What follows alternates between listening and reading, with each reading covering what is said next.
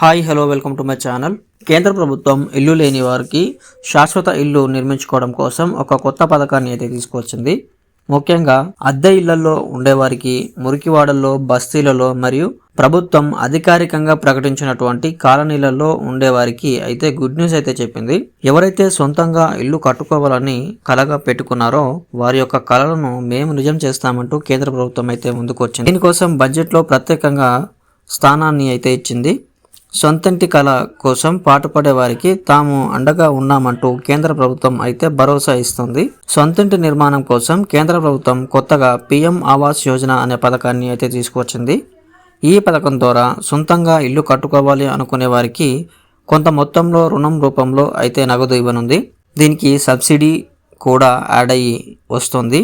పట్టణ పేదల కోసం ఉద్దేశించిన ఈ కొత్త గృహ పథకం కింద సబ్సిడీ సహా వడ్డీ రేటు రాయితీల్ని కలిపి ఇచ్చేందుకు కేంద్రం దృష్టి సారిస్తుందని కేంద్ర ఆర్థిక శాఖ మంత్రి నిర్మలా సీతారామన్ అయితే తెలిపారు.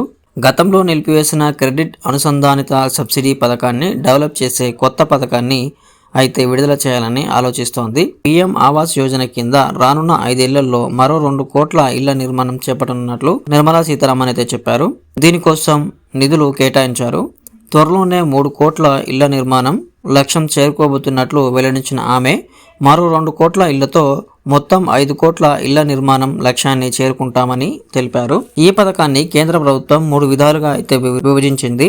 ఆర్థికంగా లేనివారు, మధ్యస్థాయిలో ఆర్థికంగా ఉన్నవారు, కొంచెం ఆర్థికంగా ఉన్నవారు అని 3 విధాలుగా అయితే కేంద్ర ప్రభుత్వం ఈ పథకాన్ని విభజించింది. ఆర్థికంగా లేని వారు చూసుకున్నట్లయితే అందులో LIG మరియు EWS వారైతే కానున్నారు. దీంట్లో 2వ దశగా MIG-1 మరియు 3వ దశగా MIG-2గా విభజించారు. ఈ పథకాన్ని పొందాలంటే కేంద్రం ఒక షరతు అయితే పెట్టింది. మీరు ఈ పథకానికి అప్లై చేసుకోవాలి అంటే మీ యొక్క ఆస్తి అంటే మీ ఇల్లు ఏదైతే ఉందో అది ఖచ్చితంగా మహిళా పేరు మీదనే ఉండాలి. మహిళా పేరు మీద లేకపోతే మీకు సబ్సిడీ అనేది రాదు.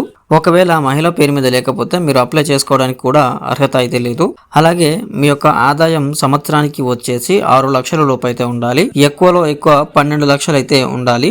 ఇంటి కార్పెట్ ప్రాంతం ఏదైతే ఉందో అది ఆర్థికంగా వెనుకబడిన తరగతి విషయంలో అయితే 30 చదరపు మీటర్లు ఉండాలి. అదే LIG విషయంలో అయితే 60 చదరపు మీటర్లు అయితే ఉండాలి. సబ్సిడీ పొందడానికి ప్రధాన షరతు ఏంటంటే ఆస్తి తప్పనిసరిగా మహిళ పేరు మీద ఉండాలి. గరిష్టంగా 6 లక్షల రూపాయల వరకు రుణం అయితే లభిస్తుంది.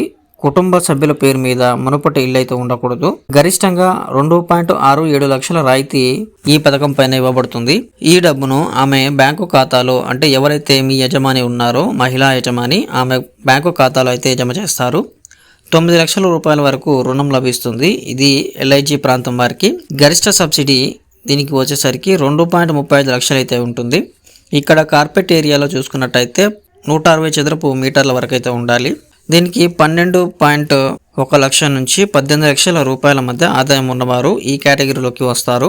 దీని యొక్క కార్పెట్ ప్రాంతం చూసుకున్నట్టయితే 200 చదరపు మీటర్ల వరకు అయితే ఉంటుంది. 12 లక్షల రూపాయల వరకు రుణం అనేది లభిస్తుంది. గరిష్టంగా చూసుకున్నట్టయితే దీనికి సబ్సిడీ వచ్చేసి 2.30 లక్షల సబ్సిడీ అయితే ఇస్తూ ఉన్నారు. సో మీరు కూడా సొంత ఇల్లు కట్టుకోవాలి అనుకుంటే ఈ పథకానికి అయితే అప్లై చేసుకోండి ఫ్రెండ్స్. సో ఇది ఫ్రెండ్స్ ఈరోజు వీడియో మీకు నచ్చినట్లయితే లైక్ చేయండి. అలాగే మన ఛానల్కి సబ్స్క్రైబ్ అవ్వండి. Thank you friends.